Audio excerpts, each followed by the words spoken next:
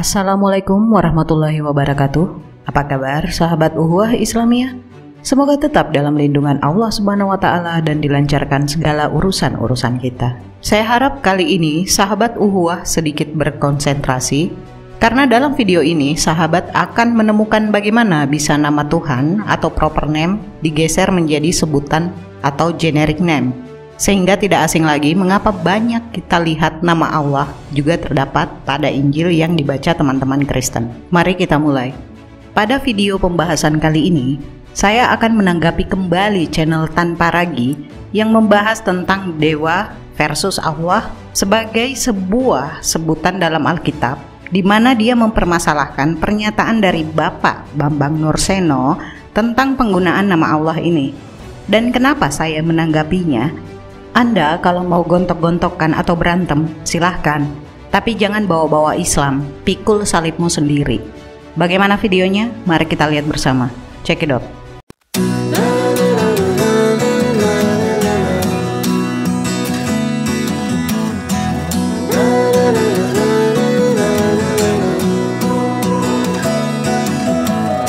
Saya sudah banyak memberikan penjelasan pada video-video sebelumnya, kenapa seharusnya orang Kristen di Indonesia tidak menggunakan kata Allah di dalam Alkitab.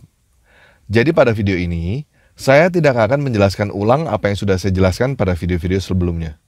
Jadi saya langsung aja ke penjelasan Pak Bambang Nursena. Inti yang dijelaskan oleh Pak Bambang Nursena adalah kata Allah sudah digunakan oleh bangsa Arab sejak zaman dahulu, jauh sebelum kelahiran Muhammad. Sampai pada titik ini, saya 100% setuju dengan Pak Bambang Nursena. Jadi saya sama sekali tidak membantah penjelasan Pak Bambang Nursena. Namun perbedaan antara saya dengan Pak Bambang Nursena adalah sudut pandang. Maksud saya begini, pada pernyataan ini ada dua kata kunci. Yang pertama adalah Arab, yang kedua adalah zaman dulu. Nah, yang pertama kita bukan bangsa Arab kan? Yang kedua, kita bukan hidup di zaman dulu kan? Kita bangsa Indonesia yang hidup di zaman now. Jadi perbedaan antara saya dengan Pak Bambang Nursena adalah perbedaan sudut pandang apa yang harus kita lakukan sebagai bangsa Indonesia yang hidup di zaman now. Saya mau menggunakan ilustrasi Aqua. Mohon maaf bila merek Aqua saya jadikan ilustrasi. Jadi begini, sejak zaman dulu di negara barat, kata aqua sudah digunakan secara generik dengan arti water, air. Jauh sebelum adanya air minum dalam kemasan dengan merek Aqua di Indonesia.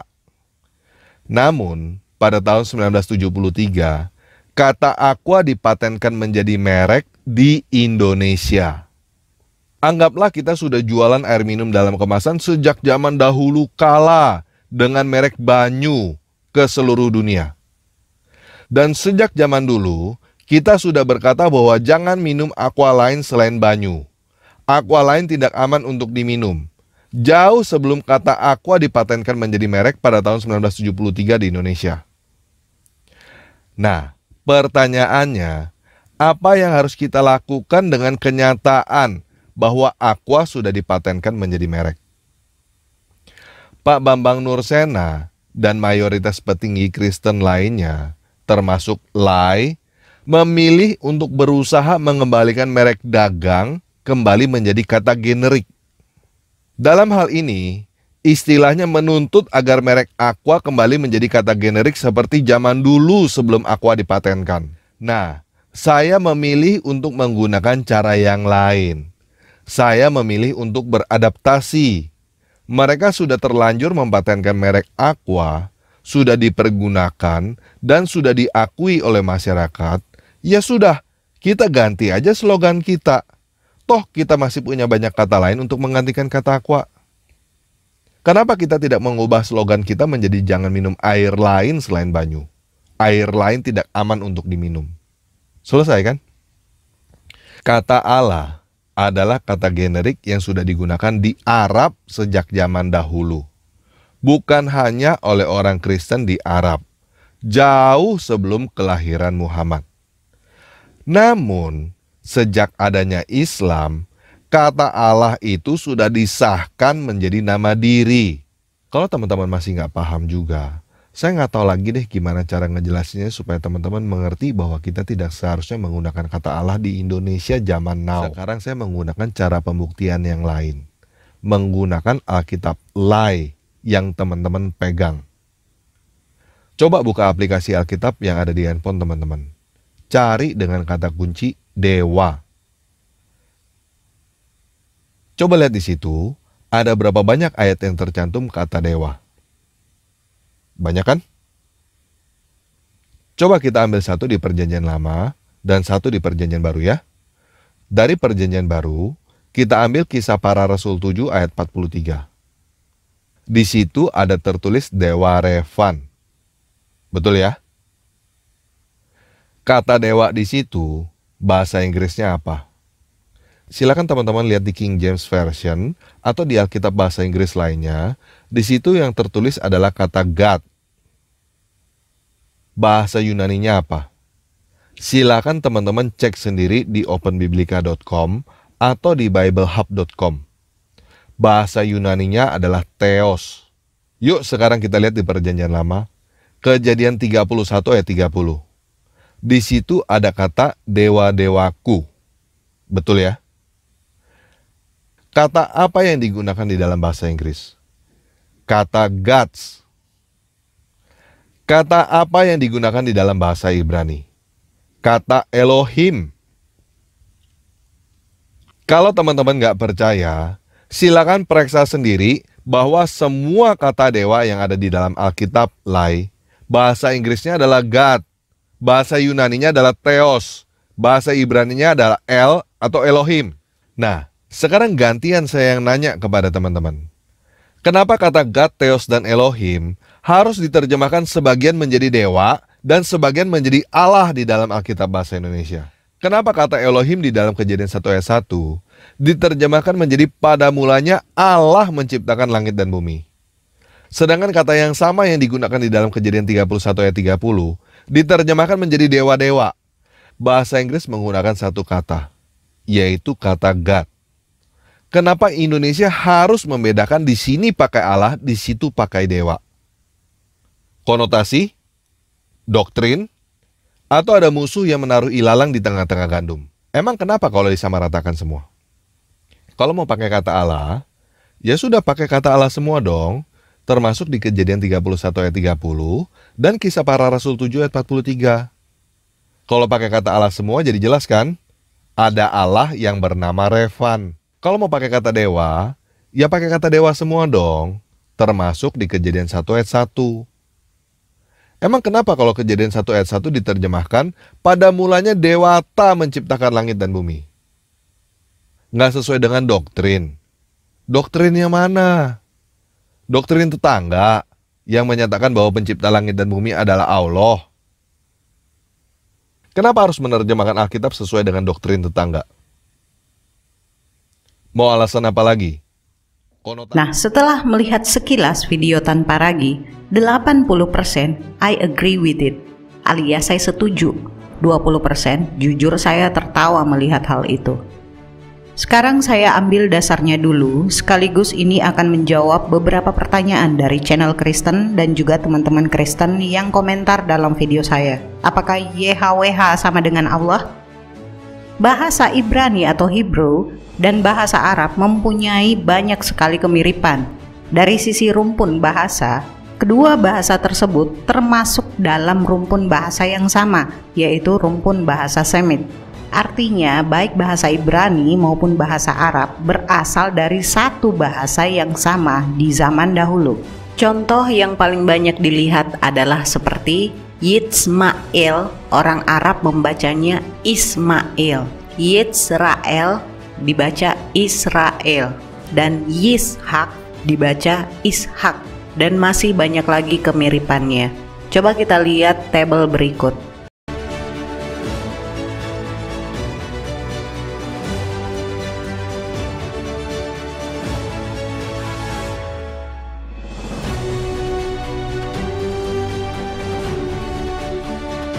Dalam dialek Ibrani, Yod, He, Vav, He atau YHWH. Dalam dialek Arab, Alif, Lam, Lam, Ha atau Allah.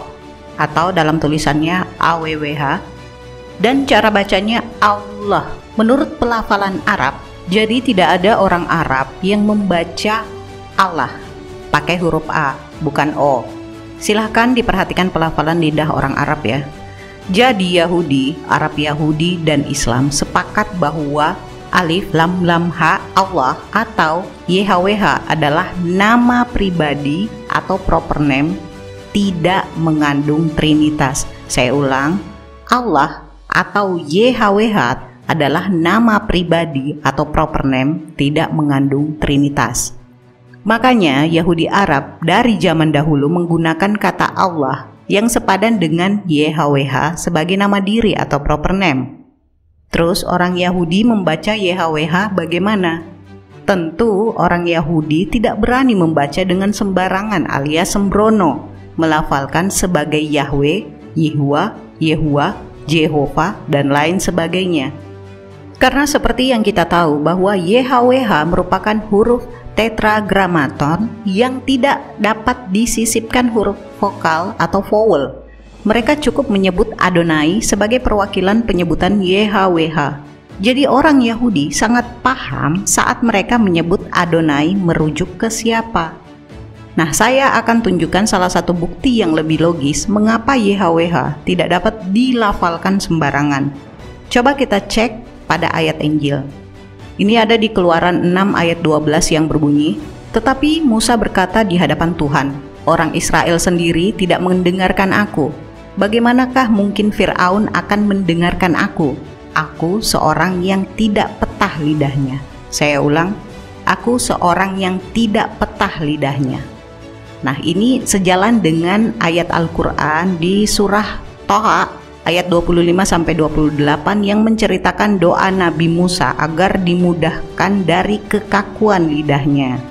Sama dengan surah Qasas ayat 34 yang menceritakan permintaan Nabi Musa agar saudaranya Harun mendampinginya karena lebih fasih lidahnya. Bahkan hal ini juga menjadi ejekan Fir'aun kepada Nabi Musa yang kata-katanya dikutip pada Az-Zukhruf ayat 25 yang berbunyi, "Bukankah aku lebih baik dari orang yang hina ini dan yang hampir tidak dapat menjelaskan atau perkataannya?" Jadi sangat logis jika dinilai dari rentetan ayat-ayat tersebut, pembacaan YHWH akan sangat sulit ditirukan Yahudi. Karena nama ini diperkenalkan Musa kepada Yahudi, dan Yahudi Arablah yang dapat membunyikan dengan tanpa ragu pelafalan YHWH ini. Yang jadi masalah, di saat lahirnya Kristen, nama diri Allah diserobot dan digeneralisir menjadi sebuah sebutan atau generic name, sama seperti kata Tuhan, dan mengatakan kalau umat Islam meniru Allah yang ada di Kristen Arab. Dan yang lebih parah dikatakan bahwa umat Islam tidak mempunyai nama Tuhan. Kan Allah sudah digeneralisir menjadi sebutan atau generic name oleh umat Kristen Arab. Jadi umat Islam mengadopsi nama Allah dari Kristen Arab atau Kristen Arab yang mutil ke Yahudi Arab. Entah apa tujuannya penggeneralisiran ini oleh umat Kristen, wallahu alam. Yang pasti sahabat Uhwah harus paham fakta yang terjadi. Nah, ketika agama Islam lahir, nama Allah dimurnikan, dikembalikan sebagai nama diri sesembahan beserta ciri khas yang hak. Oke, lanjut lagi. Yuk kita baca 1 Tawarik 16 ayat 26. Sebab segala Allah bangsa-bangsa adalah berhala. Jelas ya? Konotasi adalah konotasi. Konotasi itu bukan kebenaran, guys. Teman-teman mau percaya pada konotasi atau mau percaya pada kebenaran? Kalau saya sih mau percaya pada kebenaran, bukan mau percaya pada konotasi. Nah, jadi kenapa Alkitab Lai menerjemahkan sebagian menjadi Allah, sebagian menjadi dewa? Silakan tanyakan kepada Lai. Mereka yang menerjemahkan, seharusnya mereka punya jawaban kenapa mereka melakukan itu. Nah, kenapa saya tidak menyarankan Alkitab terjemahan tanpa ragi yang saya terjemahkan sendiri? Yang pertama, Alkitab tanpa ragi belum selesai. Baru Matius. Untuk menerjemahkan keseluruhan isi Alkitab, Kalau saya kerjakan semuanya sendiri, saya perkirakan saya butuh waktu 5 tahun. Apakah masalah kata Allah ini penting untuk kita orang Kristen? Saya mau jawab, tergantung kita lihat dari sudut pandang yang mana. Kalau sudut pandang teologis, maksudnya, apakah dengan menggunakan kata Allah akan masuk neraka atau hal-hal semacam itu? Jawabannya adalah enggak. Seperti yang Pak Bambang Nursena katakan. Kata Allah sudah digunakan oleh orang Kristen di Arab sejak zaman dulu. Apakah Tuhannya umat Muslim sama dengan Tuhannya umat Kristen? Saya, sebagai penjual Tuhannya umat Kristen, saya tidak akan pernah mau berkata bahwa Tuhannya saya sama dengan Tuhannya umat Muslim. Al-Quran surat 33 ayat 37. Dan dalam kurung ingatlah, ketika engkau dalam kurung Muhammad berkata kepada orang yang telah diberi nikmat oleh Allah, dan engkau dalam kurung juga telah memberi nikmat kepadanya, pertahankanlah terus istrimu dan bertakwalah kepada Allah, sedang engkau menyembunyikan di dalam hatimu apa yang telah dinyatakan oleh Allah, dan engkau takut kepada manusia, padahal Allah lebih berhak engkau takuti. Maka ketika Zaid telah mengakhiri keperluan terhadap istrinya, dalam kurung menceraikannya, kami nikahkan engkau dengan dia, dalam kurung Zainab, agar tidak ada keberatan bagi orang mukmin untuk dalam kurung menikahi istri-istri anak-anak angkat mereka, apabila anak-anak angkat itu telah menyelesaikan keperluan terhadap istrinya. Dan ketetapan Allah itu pasti terjadi. Nah, udah jelas belum teman-teman yang Kristen? Yang bernama Allah di dalam Al-Quran adalah dewa yang bisa membuat keluarga seseorang bercerai. Apakah dewamu yang hidup itu mungkin membuat keluarga orang bercerai? Yuk kita lihat Maleakhi 2 ayat 16 terjemahan ILT. Sebab dia membenci perceraian. Apakah kamu masih mau Tuhanmu disamakan dengan Tuhan lain yang bisa membuat keluarga orang bercerai? Saya sih nggak mau, guys. Allah adalah dewa yang bisa menyuruh orang untuk memancung batang lehermu yang Kristen dalam kurung di medan perang. Dan kamu masih mau meninggikan nama Allah? Masih mau tiap minggu nyanyi-nyanyi Allah Maha Besar di gereja? Ya terserah kamu sih. Tapi ingat aja ya, Allah itu adalah nama yang sudah dipatenkan oleh tetangga menjadi nama dewa yang menyuruh orang untuk memancung batang lehermu. Nah, bagi Yahudi, YHWH adalah nama pribadi Tuhan mereka. Tetapi saat itu mereka takut dalam menyebut YHWH. Makanya mereka memakai nama sebutan Adonai atau Rob. Bagi Islam, Allah adalah nama pribadi Tuhan. Dan kadang kita juga memakai kata pengganti Rob. Sedangkan kata Theos ini masih bisa merujuk kepada Tuhan, dewa, makhluk, atau berhala. Bagi Kristen, Hotheos merujuk kepada Allah yang itu atau yang bersifat tunggal. Ingat, kata Allah dalam perspektif Kristen sudah dirubah jadi sebutan loh ya. Jadi, Allah mana yang dimaksud? Jadi, Theos sama dengan Adonai, sama dengan Rab. Nah, ini adalah sebutan semuanya, alias generic name dan bukan proper name. Ketika tanpa ragi memakai analogi aqua, ini sudah bagus. Tetapi sedikit kurang sempurna karena ada ciri khas banyu yang bagaimana yang dimaksud di zaman dahulu. Jadi begini analogi sederhananya yang saya buat agar lebih menggregetkan. Budi adalah anak lelaki yang ganteng dan berkumis. Maaf ya Bud, saya pakai namamu sebagai analogi dulu. Umat Kristen tiap melihat anak lelaki yang ganteng dan berkumis pasti disebut sebagai Budi.